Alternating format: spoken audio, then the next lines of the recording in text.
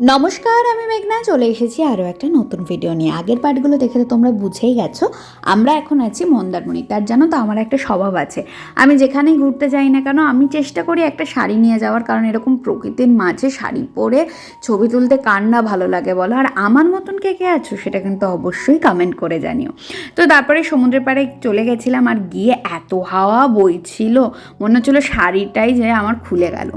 তো যাই হোক, ছবি টবি তুলে ঘরে এসে আগে ব্রেকফাস্ট করে যেটুকু সময় বাকি ছিল ভাবলাম আর একটু জলে ঝাপাঝাপি করে নিই। তারপর কিছুক্ষণ জলে ঝাপাঝাপি করে আমরা চলে এসেছিলাম রুমে, কারণ লাঞ্চ করতে হবে। আর আজকে আমরা ঠিক করেছিলাম সবাই একসাথে মিলে একসাথে মেঝেতে বসে খাওয়া দাওয়া করব। তো বেশ 1.5 দিন ভালোই কাটলো সবার সাথে। একটু তো মন খারাপ হয়, কারণ আবারও সবাই সবার কাজে ব্যস্ত হয়ে যাবে, কিন্তু কী আর করা যাবে, অসুবিধা নেই। তারপরে খেয়ে দিয়ে আমরা গাড়ি করে বাড়ি চলে আসলাম রাতের কলকাতা দেখতে দেখতে। তোমাদের কেমন লাগলো জানিও, আর ভালো লাগলে কিন্তু চ্যানেলটাকে সাবস্ক্রাইব করে দিও।